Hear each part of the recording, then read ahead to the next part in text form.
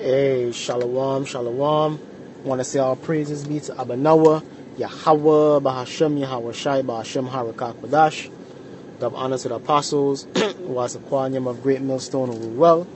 Shalom to the sincere brethren. Akim out there across the four winds, the four corners of the globe, pushing the truth, the good news of Yahweh Shai, proclaiming salvation to the elect of Israel, so-called Negroes, Latinos, and Native Americans. I'm proclaiming the downfall of Esau, Edom, the so-called white man and his wicked empire. Okay, so this is going to be another video flowing in the Rakak Kodash. Something to the effect of basically the precept that you see on the screen. To everything there's a season, or we in a season of the downfall of Babylon the Great. You understand? Whether you people in the world see it, believe it, understand it or not, we're in the time of the great fall of Babylon the Great, which is America, and Esau, Edom. As much as things may seem normal to you people, or not normal, and you might not know why it's not normal because we're in the time of the great judgment of Babylon the Great, the great judgment of Esau, Edom, the so-called white man. You understand? Which Esau, Edom being the so-called white man, you black Hispanics and Native Americans being the Israelites of antiquity, the Israelites of the scriptures. This is the book of Ecclesiastes chapter 3 verse 1. To everything there is a season. So there's a season to everything. When you deal with farming, you know what I mean? There's seasons of different fruits, man. You understand? There's seasons of different emotions, man. There's festive season, mourning seasons, seasons of remembrance, cold seasons, hot season, seasons where like spring, everything spring forth, man. Everything grows back. Or fall, all the leaves on the trees all fall off, man. So on and so forth. So you get it. There's a season to everything under the sun. Whether it be weather-wise, whether it be emotion-wise. You understand? Whether it be feeling, like emotion, feelings-wise. So on, spiritual-wise. So on and so forth. And through the spirit and through the prophecies of Yahweh Hashem Yahweh Shai, we recognize that we're in the season of the downfall of America. And how do we know that? We see in America, the economics of America coming to a head, man. The economic collapse before us, the dollar bill is becoming more and more exposed as being worthless. Everything is moving towards our digital currency. We're seeing war being prepared continuously and war being made continuously in the Middle East, which is according to Matthew the 24th chapter, Wars and Rumors of Wars. We've seen the decadence of this society, the decadence of the woman. The woman is all out and bugged out. You understand? So on and so forth. Most importantly, one of the most important things, we see the prophets of the Lord on the highways and the byways. Man. We see the prophets of Yahweh Hashem Yahweh Shai on the byways declaring the end of America, declaring the return of Yahweh Shai, man, declaring who the Israelites are. That's really one of the main things that foreshadows the coming of our great King Yahweh Shai, man. That foreshadows the downfall of Babylon the Great. That's how we know we're in a season. So everything there's a season and a time to every purpose under heaven. God, so really, the whole world works on seasons, man. Your coming and goings works on seasons, man. Your daily activity works on the spirit of this season or that time of year, or this time of year, or this time of day, that time of day, or this time of the week, or that time of the week, man. The weekend has its own spirit, and Monday has its own spirit, and Sunday, so on and so forth. You get the picture. And right now, in terms of the chronological order of history, we're in the season of the downfall of Babylon the Great, the downfall of Esau, Edom, and the rising of the Jacobites, man, or the Israelites. You understand? Which are your so-called blacks, Hispanics, and Native Americans. You understand? And you read down the verses, it'll tell you there's different times. Time to heal, time to kill, time of war, which we in. Even though they're trying to get peace, there ain't no peace, man. The Lord said, ain't no peace to the wicked. So ain't no peace coming upon this earth. It ain't no peace coming to Esau, Edom. For when they shall say peace and safety, then what? Sudden destruction. And that's what we're seeing, man. We're seeing they're trying to work out peace in the Middle East with Iran. We understand that's all temporary, or that's all the Most High moving chess pieces to fulfill his prophecies, man. Because we know nonetheless that the Iran war can't go full-fledged until the mark of the beast is fully implemented, man. The famine of the world, these different happenings. But the Most High just moving that chess piece to ignite that part of the end time prophecy, the World War III part, where is the precedent has been set for America and Iran and Israel to go at it physically. And the next time, hey, Lord's will, that's the time where, hey, it's going to be like, yo, Russia, China step in, and ultimately it's going to lead to a great nuclear confrontation on the stage of World War III. But nonetheless, we have to be patient and level-headed. And I'm going to do a video on that to remain poised. We have to remain poised, meaning through all these ups and downs of the prophecies, us patiently waiting, we have to remain poised. Don't lose sight of the end game. Though it tarry, wait for it, for it shall surely come, it will not tarry. Because that's another thing we are in. We in the time of wait. We got to be patient and wait on Yahweh Hashem Yahweh Shai. As this ain't according to our accord, this is according to the Lord's accord. And even Yahweh Shai himself said, yeah, no man know the hour or the day, but the Most High Yahweh himself.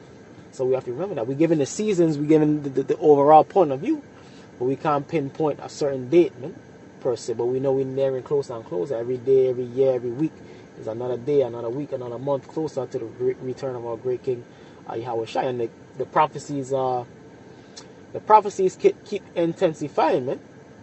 Like the angels told Ezra, hey, and we closer and closer, man. And during the time of Ezra, he said more has passed than is to come. So how much more in this day and time?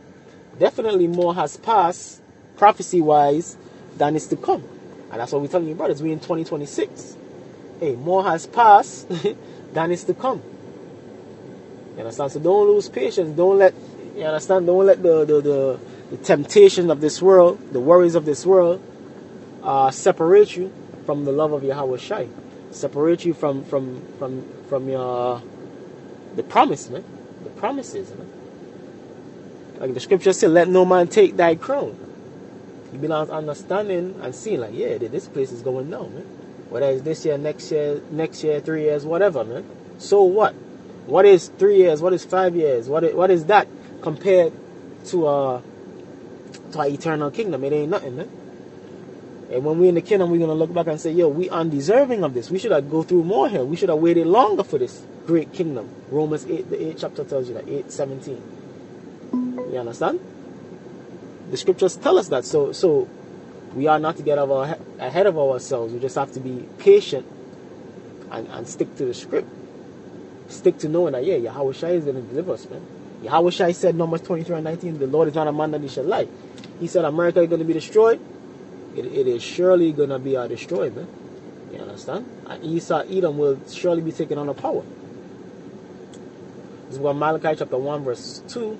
I have loved you, said the Lord, yet you say, wherein hast thou loved us? Was not Esau Jacob's brother, said the Lord, yet I love Jacob. So Jake, you know, the common thing amongst Jacob, if we're the chosen people, why we on the bottom? Because we went off.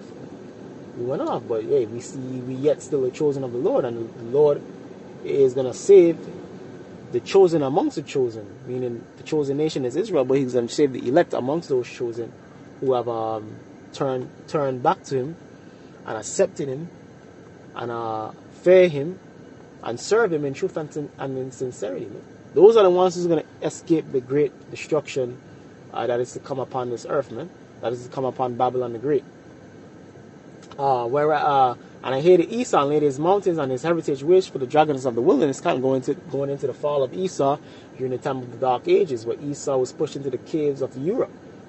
I mean, he was a caveman, he was a beast man. Whereas Edom said, we are impoverished, but we will return and build the desolate places. That's a renaissance. It's renaissance. When you go into that word, it means rebirth.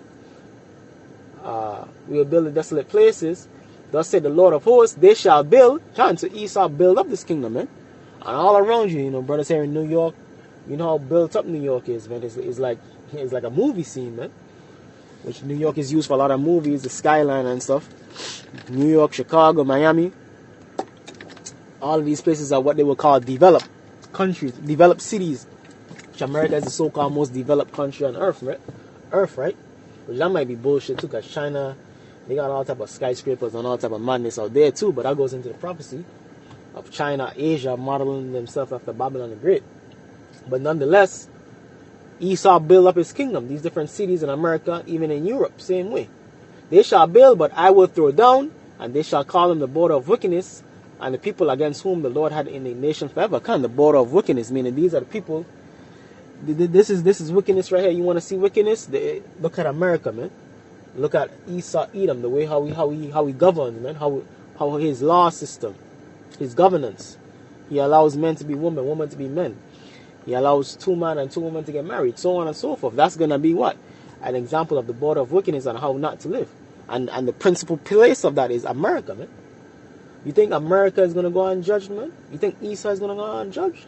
Yeah, there's a time and season to everything. The time of America's excellent, so-called excellence and high-mindedness is soon coming to an end, man. The decline has to come for America. But the Lord is just lifting up America and Pharaoh, which is one of the Pharaohs, DJ Trump, the president, with great pride for that great fall. You understand? Because in the seasons of America's fall, she's going to have to be lifted up with great pride.